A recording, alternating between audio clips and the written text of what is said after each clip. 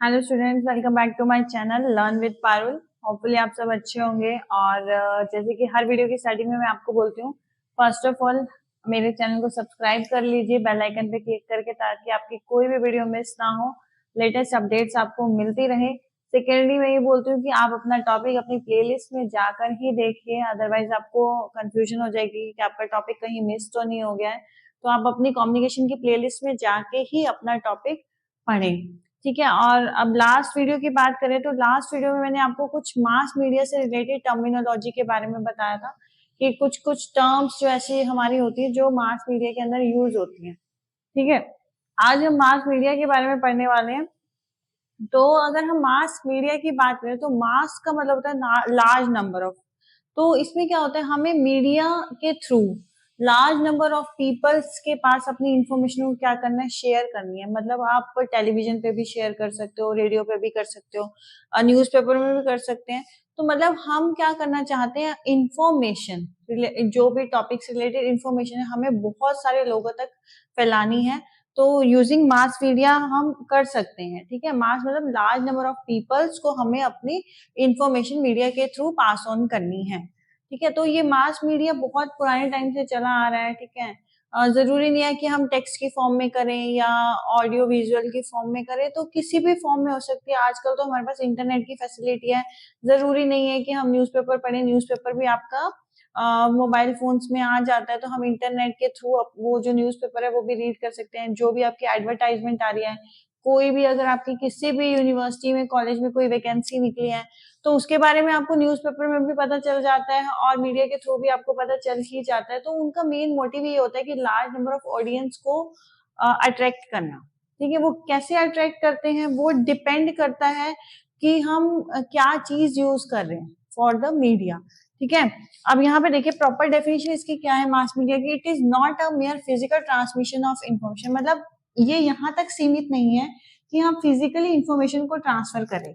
ये कह रहा है कि it is a complex integrated intermix and interactive. यहाँ एक वर्ड है इंटरेक्टिव।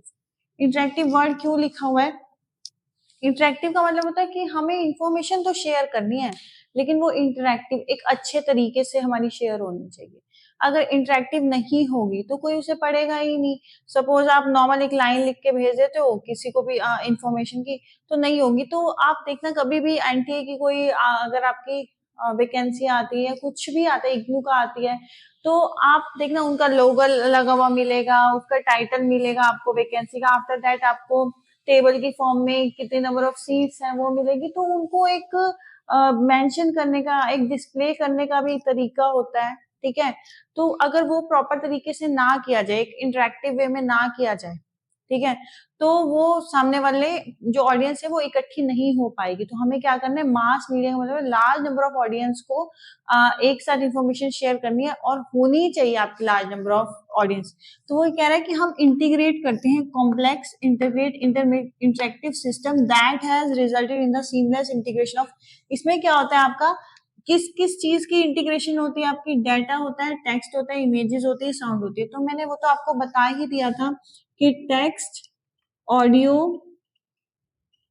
विजुअल्स, ग्राफिक्स, एनिमेशंस, ये सब आपका मल्टीमीडिया का पार्ट है। अगर ये क्या होता है, मल्टीमीडिया के अंदर आपकी सारी की सारी चीजें होती हैं, ठीक है, ग्रुपिंग होती है इन सब चीजों की। अगर ये नहीं होगा तो जो हमारा इंफॉर्मेशन हम जो शेयर करना चाहते हैं वो एक अट्रैक्टिव वे में नहीं होगी। तो हमें मास मीडिया में हमें ये सारी की सारी क्वालिटी चाहिए कि हमारा जो इंफॉर्मेशन शेयर हो रही है वो सिर्फ टेक्स्ट की फॉर्म में नहीं हो रही, बल्कि उसमें ऑडियो विजुअल्स भी हैं।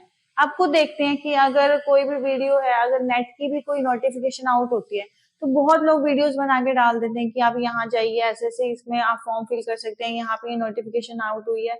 तो वो किस लिए कर रहे हैं? ऑडियंस को अट्रैक्ट करने के लिए ही कर रहे हैं, ठीक है। समझ में आया? उसके बाद हमारा आता है सिंगल डिजिटल इंफॉर्मेशन हम एनवायरनमेंट में शेयर करते हैं। तो जो हमारा ये होता है मास मीडिया, वो paper print media, yes paper print media हो सकता है। अगर हम न्यूज़पेपर की बात करें तो, अगर न्यूज़पेपर की हम बात करें तो यूजिंग न्यूज़पेपर हम अपनी इंफॉर्मेशन को क्या कर सकते हैं, शेयर कर सकते हैं। ऑडियो विजुअल में अगर हम टेलीविजन की बात करते हैं तो हम अपनी इंफॉर्मेशन शेयर कर सकते हैं यूजिंग द ऑडियो विजुअल्स, ठीक है। थर्ड आपका इसमें आता है इलेक्ट्रॉनिक मीडिया में आप एफएम यूज कर सकते हो या फिर इंटरनेट के थ्रू, मोबाइल फोन्स के थ्रू भी आप इंफॉर्मेशन शेयर कर सकते हो। हमें मेनली इंफॉर्मेशन शेयर करनी है, चाहे वो हम प्रिंटेड फॉर्म में करें, चाहे वो हम ऑडियो विजुअल फॉर्म में करें, चाहे वो हम इलेक्ट्रॉनिकली करें। तो मेनली हमारा क्या होता है, इंफॉर्मेशन को शेयर करना यूजिंग द मीडिया। ठीक है, वो मीडिया आपका किसी भी तरीके का हो सकता है। पब्लिक रिलेशन और एडवर्टाइजमेंट के लिए भी ये यूज होता है कि अगर मान लो आपको बहुत अच्छी ऑडियंस चाहिए, तो पॉलिटिशियंस क्या करते हैं, मीडिया के थ्रू आपको अच्छी अच्छी चीजें बताते हैं कि हम, आप हमें वोट दो, हम ये कर देंगे, वो कर देंगे। ठीक है, तो वो क्या करते हैं, पब्लिक के साथ अच्छा रिलेशन बनाने के लिए भी हम मास मीडिया का यूज करते हैं। एडवर्टाइजमेंट के लिए कोई वैकेंसी निकली है, उसके लिए भी हम अपना मतलब कोई वैकेंसी छोड़ो, कोई पेपर आ रहा है, पेपर की डेट्स होगी, तो वो हम एडवर्टाइजमेंट के थ्रू ही भेजते हैं। मतलब कोई अगर जैसे कोई नया आइटम लॉन्च हो, कोई सोप लगा लो, शैम्पू लगा लो, कोई डिटर्जेंट लगा लो, तो उसकी भी आपको एडवर्टाइजमेंट देखने को मिलेगी। कोई लेटेस्ट आपका न्यू अगर होटल खुला है, हॉस्पिटल खुला है, तो उसकी भी एडवर्टाइजमेंट देखने को मिलेगी। किस लिए मिलती है हमें, ताकि हम ऑडियंस को अपनी तरफ अट्रैक्ट कर सके। ठीक है, तो पब्लिक रिलेशन और एडवर्टाइजमेंट भी आपका किसका पार्ट है, मास मीडिया का पार्ट है। नेक्स्ट आपका आता है ऑडियंस आपकी लार्ज होनी चाहिए और हेट्रोजेनस होनी चाहिए। ऑडियंस तो ऑब्वियस सी बात है, मास मीडिया में लार्ज ही होगी। ठीक है, जैसे अगर हम अपनी इंफॉर्मेशन पूरे हरियाणा के अंदर शेयर करना चाहते हैं, तो हरियाणा के किसी भी न्यूज़पेपर में हम डाल देंगे। ठीक है, DD1 चैनल, दिल्ली दूरदर्शन में डाल देंगे। ठीक है, तो वो रिलेट करता है कि आपको जैसे टोटल टीवी हरियाणा एक है चैनल, उसमें आपको हरियाणा की सारी जो भी इंफॉर्मेशन है, जो भी न्यूज है, वो मिलती रहती है। तो वो डिपेंड करता है कि हम किसके थ्रू कर रहे हैं। तो हमारी जो ऑडियंस है वो लार्ज होनी चाहिए। ठीक है, तो हम ऐसा मीडिया सेलेक्ट करें जिससे हमारे पास ऑडियंस क्या आ जाए, लार्ज आ जाए। हेट्रोजेनस का मतलब होता है कि मिक्स। जैसे कि अगर मैं कहूँ कि इवन नंबर और ऑड नंबर, तो इवन नंबर का अलग ग्रुप हो गया, ऑड नंबर का अलग ग्रुप हो गया। बट अगर मैं कहूँ कि कॉम्बिनेशन ऑफ नंबर्स, तो उसमें इवन भी आ जाएंगे और ऑड भी आ जाएंगे, तो उस टाइप को हम क्या बोलते हैं, हेट्रोजेनस। मतलब डिफरेंट टाइप ऑफ पीपल्स हमारे उस ग्रुप के अंदर आ रहे हैं। ठीक है, उसके बाद आता है सोर्स। आपका पब्लिक भी हो सकता है, प्राइवेट भी हो सकता है। आप पब्लिकली भी एडवर्टाइजमेंट कर सकते हो और प्राइवेटली भी कर सकते हो। मतलब एक इंस्टीट्यूशन से भी स्टार्ट कर सकते हो और ग्रुप ऑफ इंस्टीट्यूशन से की भी बात हम इसमें कर सकते हैं। तो ये सारे मास मीडिया के पॉइंट थे आपके। जो इसकी एवोल्यूशन थी, मतलब ये स्टार्ट किससे हुआ था, सबसे पहले ये प्रिंटेड फॉर्म में था। तो मतलब हमारा सबसे पहले ये क्या था, न्यूज़पेपर आया था, हमारा प्रिंटेड फॉर्म में था। ऑडियो विजुअल्स हमारे पास नहीं थे मास मीडिया के लिए। सेकंड, हमारे पास रिकॉर्डिंग्स आनी स्टार्ट हुई थी। उसके बाद हम छोटी छोटी रिकॉर्डिंग्स भेजते थे। टेप रिकॉर्डर में हम टेप्स वगैरह, मैग्नेटिक टेप वगैरह यूज करते थे। रिकॉर्डिंग्स हमने यूज की थी after the print media for the communication for the larger audience. जैसे कि एक स्पीकर में हम रिकॉर्डिंग चला देते थे, कोई मूवी के लिए हम रिकॉर्डिंग चला देते थे। ठीक है, तो रिकॉर्डिंग स्टार्ट की थी। उसके बाद हमारा सिनेमा आना स्टार्ट किया था। सिनेमा के अंदर भी वही रिकॉर्डिंग रील्स होती थी। ठीक है, वो हम प्ले कर देते थे। ठीक है, तो उसके बाद हमारे पास सिनेमा आया। उसके बाद हमारे पास रेडियो आया। रेडियो में FM रेडियो, AM रेडियो, जिसके थ्रू लार्ज ऑडियंस अट्रैक्ट होती थी। एक सिग्नल फ्रीक्वेंसी लिमिटेड होती थी इसकी, उतनी ही फ्रीक्वेंसी तक इसकी रेंज होती थी। ठीक है, तो जितनी रेंज तक हम इंफॉर्मेशन शेयर करना चाहते थे, तो हम शेयर कर सकते थे। उसके बाद हमारा टेलीविजन आया। टेलीविजन में अब आपका दोनों आ गए। यहाँ तक आपका ऑडियो था, यहाँ पे आपका ऑडियो और विजुअल दोनों आ गया था। इसमें आप देख भी सकते थे और साथ में सुन भी सकते थे। तो ये कुछ एवोल्यूशन थी, जनरेशन थी मास मीडिया की। सबसे पहले प्रिंटेड फॉर्म में, मतलब न्यूज़पेपर की फॉर्म में था। आफ्टर दैट रिकॉर्डिंग्स आई थी। उसके बाद आपका सिनेमा आया था। उसके बाद रेडियो आया था, जिसमें आप ऑडियो ही सुन पाते थे। टेलीविजन में आपका ऑडियो विजुअल आता था, मतलब दोनों तरीके से आप अपनी जो इन्फॉर्मेशन है वो शेयर कर पाते थे।